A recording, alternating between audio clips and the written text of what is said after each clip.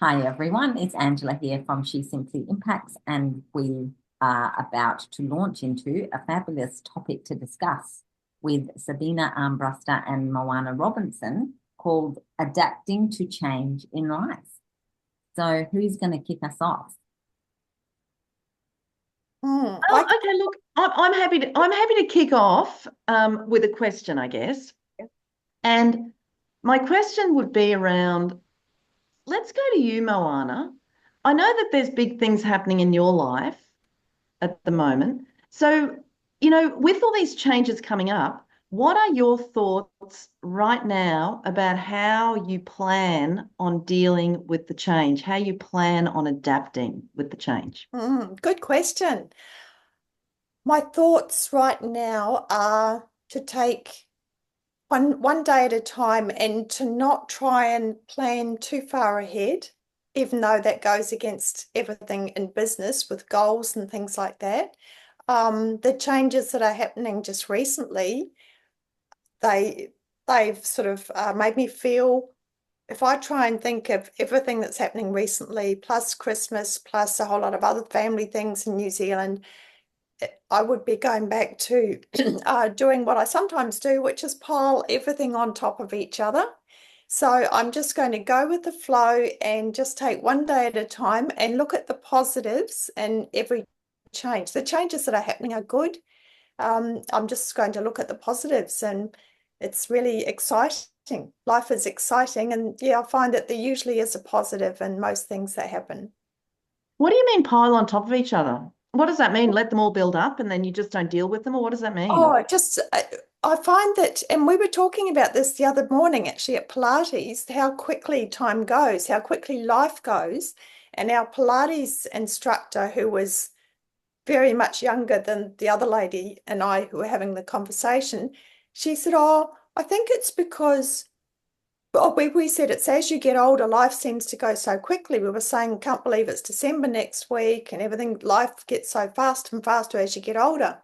And the Pilates instructor said, well, maybe it's because when you're young, you just take each day as it is, like you're more in the moment. You're not thinking about the future, you're not thinking about the past, or you're not trying to preempt what's going to happen in the future. I think as we get older, we sort of subconsciously have a lot of what ifs in our inner thinking. And when you're young, you just, if something happens, you just go with it and you let it happen. And then the next thing happens, the next thing happens. Whereas we are always planning for the future and have goals for the future and things like that. So this is why life seems to zigzag instead of going up straight in the direction that you want it to go to all the time. So I think, yeah, and sometimes with my personality, I have found that I do tend to try and think of everything at once and take everything into account, all of the sectors of your life.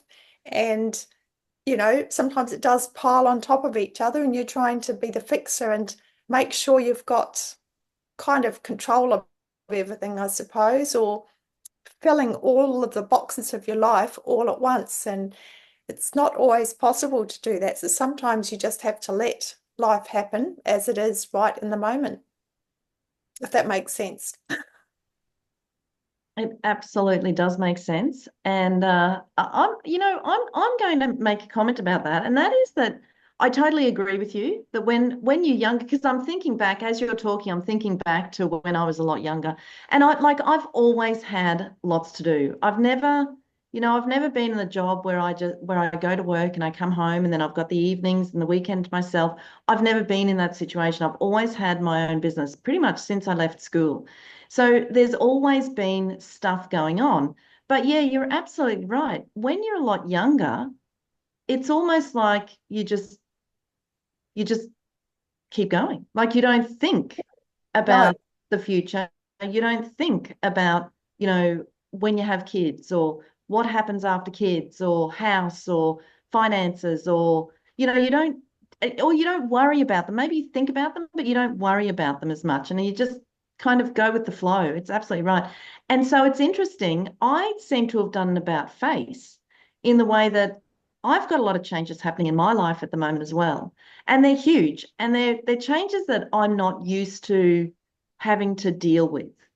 And so I've kind of now put myself in this position of whatever happens, happens. Like it will be the right time when it's the right time. Yep. And people say to me, how are you? And I go, I'm fine. And they go, are you really fine? Because you actually seem fine. Are you really? Do you want to talk about anything? It's like, no, it's fine. Things will happen when they happen. And I kind of trust that they'll happen at the right time. And I can't explain how or why or how I got myself into being in that space and still being calm. But yeah, maybe it's my affirmations that I write out 100 times every day. I don't know. I follow Bob Proctor's affirmations where you write out 3 times in the morning and then 6 times at night at lunchtime, and then you're supposed to do 9 at night, but I just speak them out at night. So maybe it's that. I'm not sure. Maybe it's the meditation. I'm not sure. Breathing. But yeah, I agree. How about you, Ange? Where do you sit with this? Because Yeah, you've got stuff going on as well. I have. We all have. But I think it must be you're actually applying all these tools, Sabina. So you're not just sitting around doing nothing. You're actually working on your mindset, aren't you? So Absolutely. that must have something to do with it. Because today I spent, like, obviously, you ladies know I'm a self-published poet. And when I was leading up to publishing my book, I had been in a writing routine for 2 years where every day I would write according to the artist's way philosophy, where you write your 3 pages, morning pages every day. And lately, since I launched this She Simply Impacts and since I published the book, I haven't done that, but occasionally I do it. So maybe twice a week, or if I'm lucky, twice a week right now. But this morning I did it, and what it did for my mindset, I just forgotten how great it is. And so, although, I'm going through a lot of changes as well, and my approach, similar to Moana, is I'm just living in the moment. Like I don't know. I'm just living in the moment. And that's really working so much better than trying to preempt, like Moana said, and I agree with that. But getting back to the tools, like the writing tools, this morning, how we did the panel discussion last time, Sabina, about distractions and bringing, focus back into the distracted mind. Well, I did my 3 pages and my mobile phone was nowhere to be seen. And that really helped. I thought that was really good. Like I used to. It's amazing. Yeah, it's Yeah. amazing. I agree. And so sometimes I'll do, spend my me time like partially journaling, partially researching, partially writing out my goals. Like it's a bit of a hybrid. I mean, it's still a great session, but this morning I really noticed the difference. So to me, I agree. I think adapting to change, it's just one step at a time, because the thing about change and why it's called change is that there's that uncertainty. As soon as change comes, it means we can't control the future. We don't know exactly what's going to happen. And that word uncertainty, we could interchange it for the word change, adapting to uncertainty. And so the only thing that really works for me is one day at a time, and really letting go of control if I can. I mean, I'm very hard to do that, but catch myself, just let go of control. I mean, it's really something we should be practicing, whether we've got changes happening or not, because you can't control what happens. You can't control other people. You can't control situations. So, everything, whatever you think might happen, especially if there's other people involved, it's an unknown, because you cannot control what other people say and do. No, but So there's yeah, some it's a scenarios. good tool. Yes, it is, but there's some scenarios in life that are more heightened, that like actually literally mean like life as we know it, or, is no longer going to be like that. And so that they're heightened scenarios, which can trigger heightened anxiety, I guess, can't they? But really, what is ever the same? Nothing. There's nothing ever that stays the same. You know, that saying, the only constant in life is change. And yeah, I think and when you expect things to stay exactly the same, it's just you're fooling yourself because nothing, absolutely nothing stays the same. I know, but we get into comfort zones, because there's like this false sense of security that, it's so easy to fall into that false sense of certainty, I guess. Mm. And that, There are a few things. I think this is where self-awareness comes in, that you can, if you feel certain about yourself and learn about yourself and what your values are, then you can at least be certain with yourself. And there's that old saying, if someone mistreats you, let them. If they want to go off and do that, let them. If other stuff's going to change, just let them, because you can't control a lot of things. That's an interesting comment, Moana, about the self-awareness, because, what if you're that person that is aware of how you have reacted in the past and what patterns you have, and you know that they're not going to work for you moving forward. Or maybe you don't know, because we don't know what we don't know. So maybe they don't know. So yeah, self-awareness, it's an interesting one, isn't it? It's a good thing. It's a good thing to have. But will it get you through that situation? That's where you get the tools. You develop self-awareness, and then you get the tools so that you become self-sufficient and you can manage whatever it is that you are self-aware that might be causing you some challenges. So this is why it's good to have coaches and mentors and experts on She Simply Impacts, but just be open-minded, as well as being self-aware, but being open-minded to whatever is out there. It's like a smorgasbord, really, what is available to us now in books and podcasts and people, and then just gathering together all the tools that you need and putting them inside yourself, so then you become self-sufficient. But it's, again, that never stays the same either, because you'll never have the right tools for life as it is now, because life is always changing. So you might need to get rid of some of those tools, and you might need to get some new tools. Yeah. And not let those tools overwhelm you. Yeah. Or That's get rusty. right. And the journey of self-discovery is never finished, which means that changes obviously help us to learn more and discover more about ourselves. So a change can come along and knock you for six, like when my ex-husband left me, that knocked me for six. And I had tools, but I still struggled, and it really revealed so much about myself that I just didn't know. So it was almost like, how could I have not known that about myself? Would you have discovered that, do you think, if that hadn't happened? No, definitely not. No. And then, like other changes, this year's been a big year of adversity in some way, lots of highs and lows in this year. And so it's like, well, I got to see, some things I discovered about myself are ugly,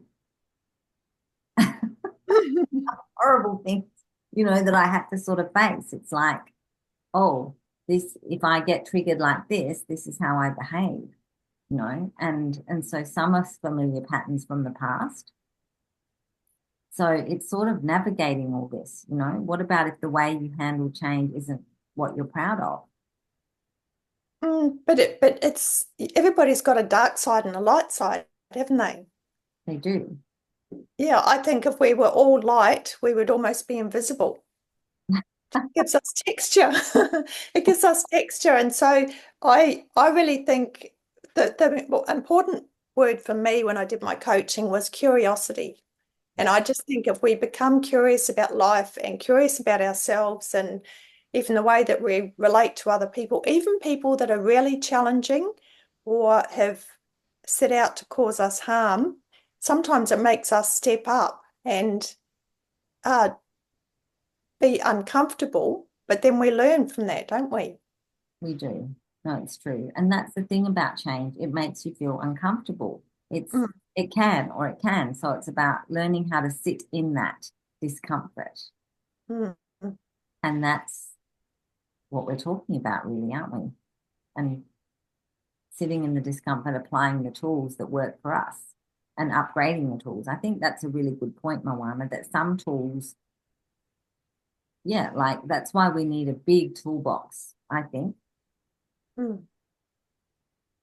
Yep. One of the talking about change and adaptability, and this is I suppose a really good change. So when I go through some sort of big personal growth period, right? And it may have been when I've been doing some sort of learning, or it may be a situation that I've come through, but usually there's some sort of personal growth, right? And all of a sudden I have a day or two, maybe even a little bit more, where I am so incredibly restless.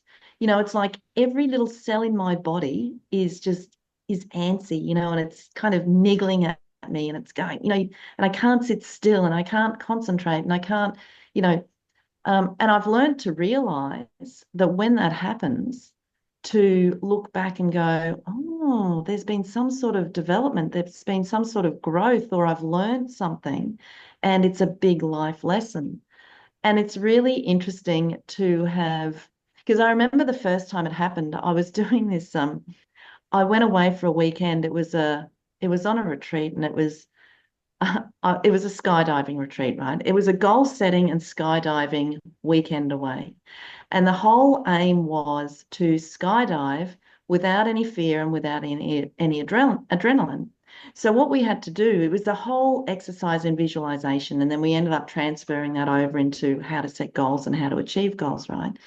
But I came back, and for that whole week, I was like, oh, God, I can't. And I was getting angry and I was getting excited and I was getting, couldn't sleep. And so I was just so all over the place. And I spoke to the coach about it. And then, and he made me aware of it. And I went, oh my God, this is what happens. So since then, yeah, I look back and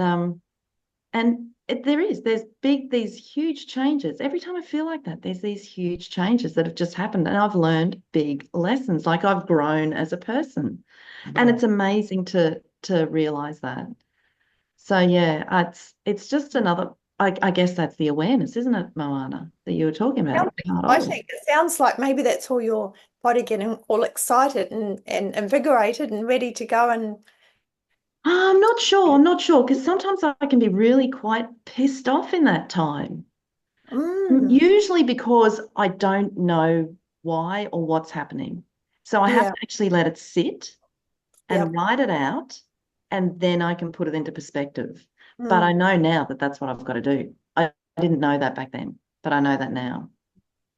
And so Mm. in your transition this year, have you been hit with any of those feelings? Mm. Mm. Absolutely, absolutely. So when this friend of mine said to me the other day, are you okay? And I'm going, yeah, yeah, I'm fine. I said to her, I do have those days where I'm just like, "Ugh," and it's that same feeling. And it like the last time I had that day was after I realized that I actually need to sit down and write my affirmations every day. And as soon as I started doing that, I don't know if it was the act of writing or it was just the fact that I had this really clear affirmation, what it was. But all of a sudden it was like, okay, can move on. I'm really calm now. And, what will be, will be. This is what I Yep. want. Universe, please deliver. Not this is what I want, this is what's happened, so I'm in the future. So yeah, it's interesting. It is Mm. interesting. That really is being self-aware, isn't it? Because you're wondering, well, you've got that sense of curiosity about why you're feeling like that, and then you became self-aware, and then you reached out and got the tools, and then you use the tools of writing. One of my friends, a really good friend of mine, she's got a bathroom door which she has painted the back of with blackboard paint, and she writes her affirmations. She calls it the magic door now. So when she writes, well, it must be, yeah, she writes affirmations on there, but she said it's amazing how things changed when she started doing that. Yeah, interesting. I have a magic door, but I've not been using it.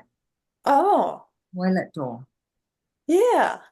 No, I can't remember the last time it's blank right now.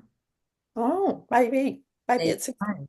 Yes, I have to locate the chalk, see if we yes. have any in the house. Yeah, I Yeah. thought it was a great idea, but she was just amazed. She was telling me about it probably a year ago, and we were having a telephone conversation the other day, and she was getting frustrated about something. And I said, well, maybe you need to write on your door again. She said, I will. I will. I'm going to go and do that. So, Magic door. mm, Isn't it interesting? So, Ange, you've got this door that you haven't been using, right? What do you think about when you actually go into that? I'm guessing it's a toilet. Is it a toilet or a room? Toilet, no, the toilet. Toilet. And you see that black door. Do you not go, I need to actually write something on that? Or do you just forget that that door exists the minute you walk out of there because your mind's so busy? You've just reminded me, Moana, and you've given the door a name.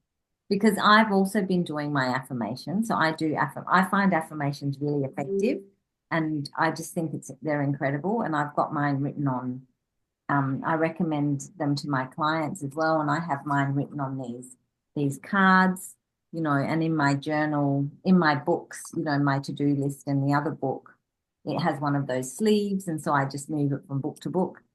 And even just reading it, and there's one on particular, they're really like they're such a reminder, aren't they? So how do you use your affirmations then, Ange? You tell us, how do you use the affirmations? Because I've got my technique. Yeah. What's yours? Okay. Well, what I do is sometimes I just read the card.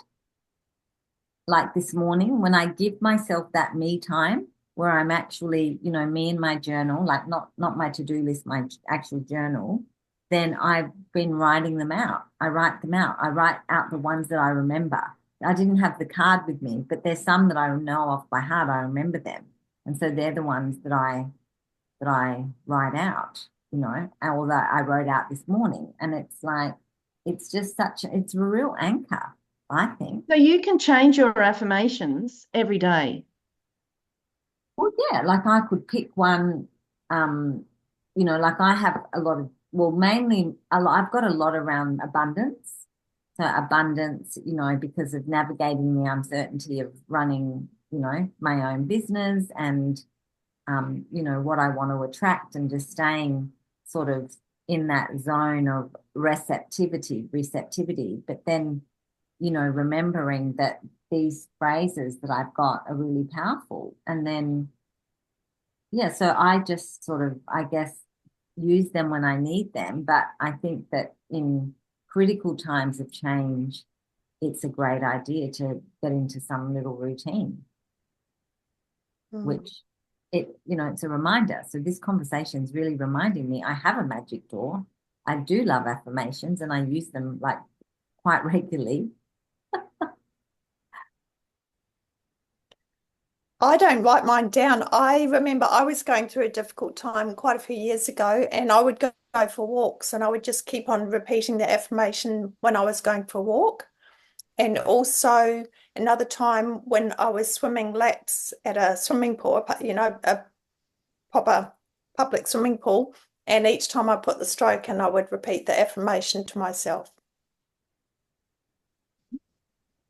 And Yeah, it's interesting. For me, an affirmation needs to be repeated over a period of time so that it's actually anchored in. If I was to change my affirmations all the time, I think, I'd forget the one I did yesterday or I had yesterday or last week, or, I need to continue on that same one. And that can be an affirmation that is full of, it's got a few topics or it's got a few outcomes in it. But yeah, I need to have the same affirmation that I just continuously repeat. And yeah, I know it off by heart too. But for me, it just needs to keep going and keep going and keep going. And I was talking to a friend about this the other day, and she went, oh my God, have a look at this. And so she pulled up a note of hers that she wrote about a year ago, and she went, oh, look at this, tick, tick, tick, tick. It's like, Yeah. yep, it's what we like to see, isn't it? Yeah. Yeah. And then the last one was something about her future worth. And I went, I think you could probably quadruple that number now. So yeah, it's amazing. Love it. Oh, yeah. Mm. I think a lot of it comes down to as well, adapting to change is to remember that we're human beings and not human doings. So sometimes it is just being present and being in the moment, and just if the change feels unsettling, just sort of see what happens, see what Yeah, the universe is providing. that's right. And there's a thought that this is not going to be like this forever. Like this is actually, I don't have to get attached to any of this Yep. because it's going to be constantly evolving and changing. Mhm. But I don't That's have right. to cling to this, whether it's, whatever it is, the clinging is, Well, I guess that's comfort, isn't it? Yeah. It's easy to cling to what you know because it's what you yeah, know and it's what makes you comfortable. And yeah, and that's easy. yeah. Mm. And maybe if the change is something that is not good, then that's good because it means that that change isn't going to last forever. And And if that, it's something yeah, it is good, maybe it just makes us appreciate the moment and think, oh, I'm going to appreciate this while it's like this because it may not last forever. Hmm. yes. Well, there's certainly some gold in today, isn't there? It has. And if the change isn't comfortable and we're suffering or struggling, the big thing for me is learning how to just be in that until it shifts. There's Mm, nothing I need to do because normally what I would do is I would take some action. yeah. Think that I've got to get rid of this because it's so uncomfortable. So I need to do something. Whereas actually I don't need to do anything. And like that I meditate regularly, but sometimes you get jolted and I forget everything, I Yep. forget. And so now I'm really learning how to navigate the feeling and I don't have to take action all the time, That's right. which And is, it's not something that happens quickly. Like it's something that takes years to learn all this stuff.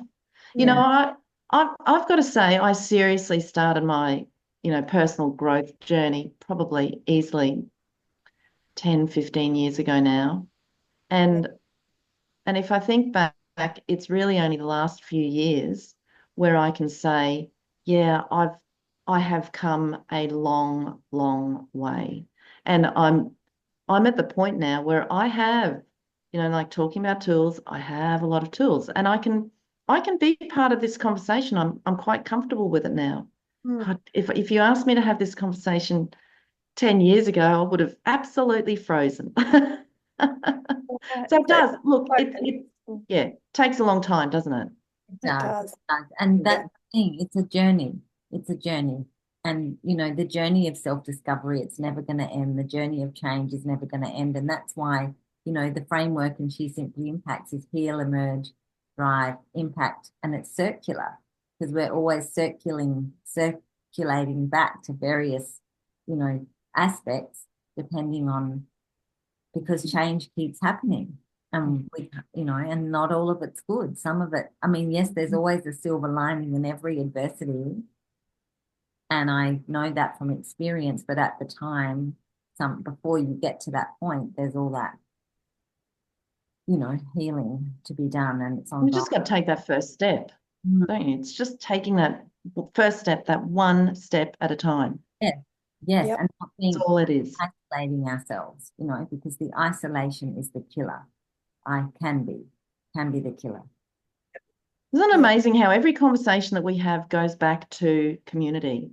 Yes. Because Yes. now we're onto isolation and now we're back onto community. Community is so incredibly Mm. important.